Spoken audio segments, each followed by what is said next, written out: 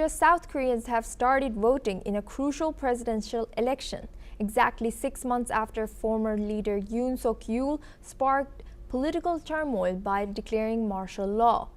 In the most recent developments, former President Yoon Suk-yeol and his wife Kim Kyun-hee voted at a school close to their home in Seoul.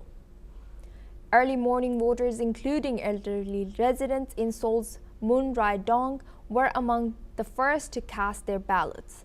Millions have already voted early, with over a third of registered voters participating in advance ballots last week, according to the National Election Commission.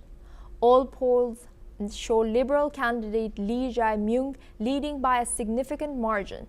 The latest Gallup survey places him at 49% favorability, while conservative Kim Moon-soo trails with 35%. Voters are focused on the aftermath of the martial law declaration, which left South Korea without effective leadership during the early months of U.S. President Donald Trump's second term. Political experts say this election is seen as a referendum on the previous administration. The martial law declaration and Yoon's impeachment have divided the conservative base and swayed moderate voters.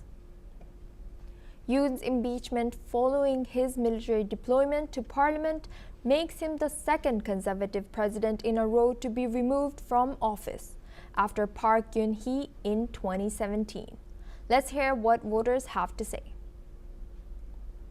좀 생각해주는 그 대통령이 됐으면 좋겠어요. 우리는 12월 3일 쿠데타도 청산을 해야 될 것 같고, 그래서 이제 정권을 바꿔가지고 또 한번 새로운 나라가 되도록 해보려고 나왔습니다. Now we stay in Asia. Mongolia's Prime Minister Lü Sanam Srain Oyun Erdene has resigned after losing a parliamentary confidence vote. He secured only 44 votes, well below the required 64 in the 126-seat chamber. His exit follows weeks of anti-government protests over corruption and inequality. Demonstrations in Ulaanbaatar, led by young citizens, demanded his resignation. Reports of excessive spending by his son intensified public anger. Oyun Erdene claimed he fought corruption but admitted focusing too much on big projects. He warned the vote could trigger political instability. He will stay on in a caretaker role until a new prime minister is appointed within 30 days. The resignation marks a major political shift in Mongolia amid growing calls for reform and government accountability. Now we move on to Africa. Rwanda-backed M23 rebels in the Democratic Republic of Congo executed at least 21 civilians over 2 days in February in the eastern city of Goma. According to a report published by Human Rights Watch, the report covers incidents on February 22 and 23 in a Goma neighborhood, including the shooting of 6 men and 1 woman near a military camp. A 15-year-old boy was also taken from his home and later found dead at a construction site.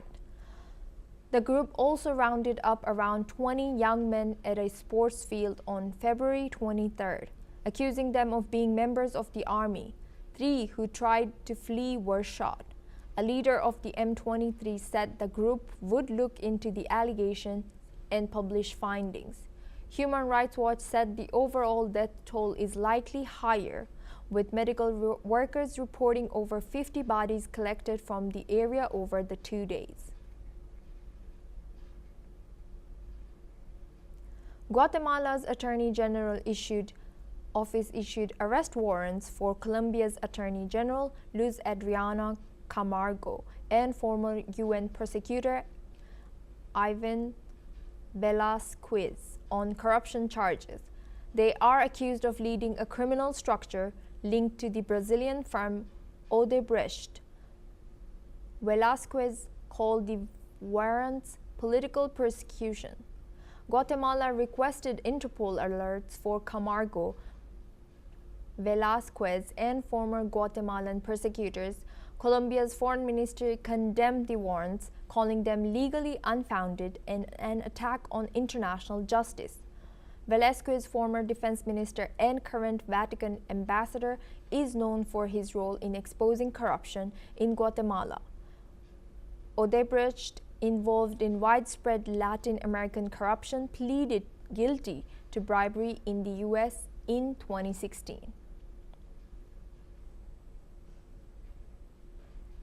Now we move back to Africa. Britain's Foreign Secretary David Lammy called Sudan the world's worst humanitarian catastrophe. He warned that the country is in deep crisis after more than 2 years of war. The conflict between Sudan's regular army and the rapid support forces has killed tens of thousands and displaced 13 million people.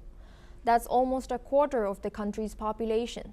Infrastructure has been severely damaged, and famine has struck several regions. Lammy criticized the lack of global attention to the crisis, saying the Western world has been ambivalent and indifferent.